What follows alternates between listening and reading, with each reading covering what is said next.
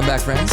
Thank you. Thanks. Welcome. So we're going to start off this week by talking about short-term missions. So I think most of us, when we think of a missionary, we think of someone who goes into a community that's not their own and embeds themselves in that culture for quite a long time. But when we're thinking of sending people from our congregation over to do a missions trip, those are short-term missions. So let's talk about what are they? What do we usually hope to accomplish in these? And I know we all have some experience in short-term missions too. So I would say that short-term missions are useful for a number of reasons. The first is to allow the group that is going over to experience Jesus and sharing the gospel in another context. It's also for the people who they are visiting, right? Of course, that it is for the people who are they are actually going to minister. Our hope is that their heart is blessed and that the truth of Jesus Christ is revealed to them. Does anybody have anything else for both parties? I think that it's joining in on what God is already doing in that place that they're going and partnering with whoever they're going to do what already is happening there. Not to do something new, not to start what they want to start, but to join in on what is already happening.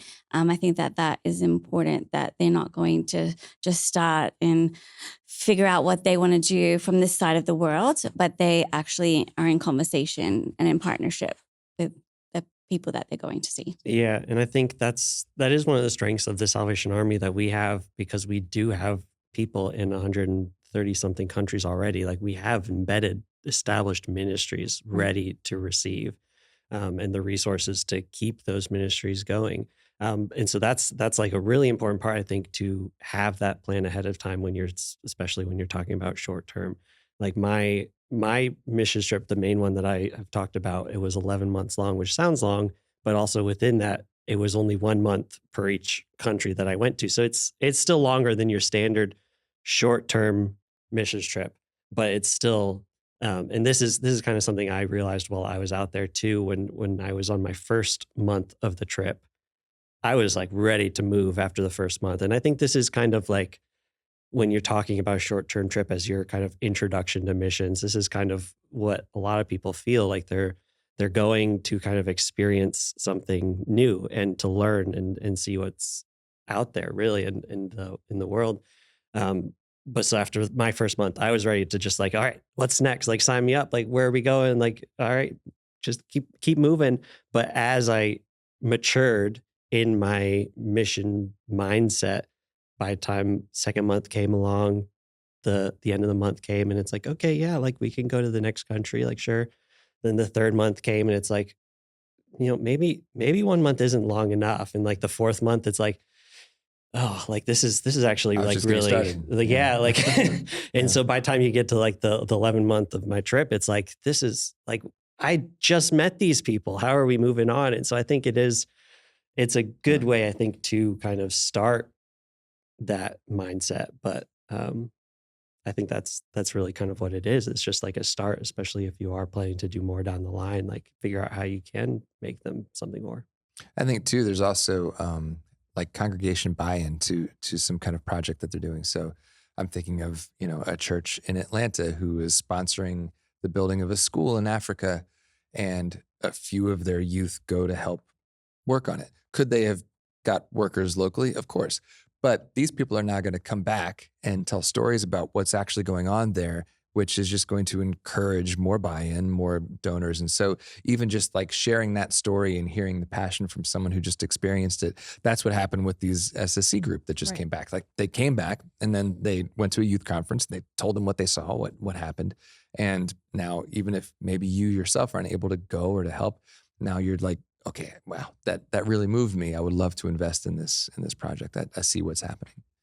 I could share a little bit about how short-term mission trip had a long-term effect on me and on the church that we were at in London.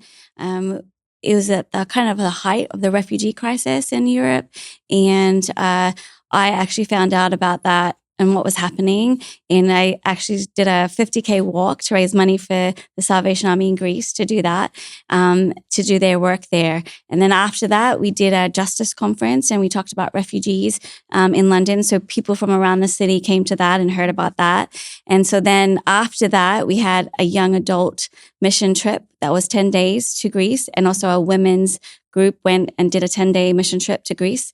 So we had two groups going after the Justice Conference. So you're getting the buy-in, you're talking about it a lot. People are finding out about what's happening with the refugees. You're joining in on what's already happening in Greece. You're not starting something new. You're not going and buying things for them.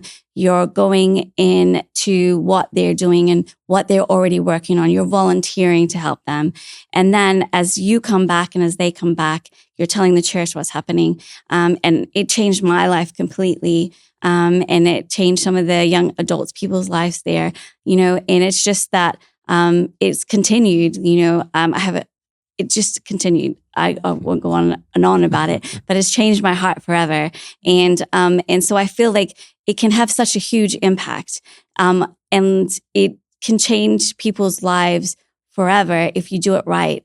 And if you join in partnership with God, and God can really just get into your heart and into your soul, and the people of that community can do that. But you have to make sure that you go with the right motivations and that you go ready to allow God to minister to you while you're there. Yeah. We talk about so much within our own ministry in churches here, like the importance of a moment, like going out and just like one moment with someone could have a impact for them for the rest of their lives. And I think that's kind of one of the key, that's one of the best things about that you can get from a short-term trip as well, is you have all those little moments with someone and you may never see them again, but that moment could mean the world to them and could change their trajectory of their life entirely. You break down short-term mission even more, and you could say like walking down the street, that's a short-term mission trip for me. I'm never going to see these people again, maybe, like, but that could still have like that monumental impact on someone's life if I'm going where God wants me to go and following his direction and talking to who he wants me to speak with and that kind of thing. Yeah. I mean, it's even those, this is a little bit of a tangent, but we'll get back on course, I promise. But it's even those moments when you're going into, that gas station and you see someone who's kind of balled up in the corner and maybe they're even asleep and looking quite rough, and all the people that just walk by one after another. And it's fine. We're all busy and, we don't know what this person's story is and all that. But I remember recently going in and seeing this exact case and just being like, I can at least just get him a water and just like say like, hey, I see you, like back to your point. Maybe that's not missions work, but just staying in that mindset, like hopefully that person, depending on, what their cognitive state was at the time, but just at least very much, subconsciously felt seen, even though I couldn't help them beyond that. But I think just as the body of Christ, like just keeping that focus. We haven't really talked about missions with young children. And I want to mention that something that I really like to do, even just with my own kids, is when it comes to missions, is, my kids are not old enough yet to necessarily go to a refugee camp or something like that. But we make what are called blessing bags. And they're just Ziploc bags. They have, something in them like maybe toothpaste and a toothbrush and some socks or whatever. And we put those in our car. And when we drive around and we see someone who needs it, I'll roll down my child's window and they'll get to hand the bag out the window to someone. So I think it's important to mention that missions is not just for 18 and older, right? Like missions is also for young children. And there are ways to do it, even if they can't do the heavy lifting. There are ways to start encouraging our children as well to get involved. I don't know if this sparks, I like that it's going in a different direction, but so I used to do that as well. But I remember being very discouraged because two people in a row, and this is in Philly, when I tried to hand them this, said, I'm looking for a hand up, not a handout. And so this also kind of goes into community and how we enter someone else's space with like respect and humility, to make sure that we're doing something for them that wouldn't possibly demean them or something. interesting. So I don't know if you guys have encountered anything like that as well. No, I of haven't. That's you know, interesting. I genuinely just want to help, but it's not being received in the way that it was intended. Huh. So like, Interesting. what do you do in that moment? I think that, well, I don't necessarily know how to respond like in that moment. Like if you did something like, oh, maybe I shouldn't have done that. Yeah. But I think a way to kind of try and avoid that is, we had talked about this, I think off mic a little bit, it really kind of learning about where you're going before you go there Mhm. and figuring out what are their needs. And this Yeah. again goes back to, we have the Salvation Army. We're already there established. And if we're going somewhere with the Salvation Army, hopefully they know what the needs are. And that's one of our Salvation Army strengths across the world, is figuring out what the need is in the community and giving them that, rather than just, here's what we think you may need. We're going to do Right. this and offer this, but like really figuring out and talking with them, figuring out how can we truly help you, Yeah. and then serving in that way.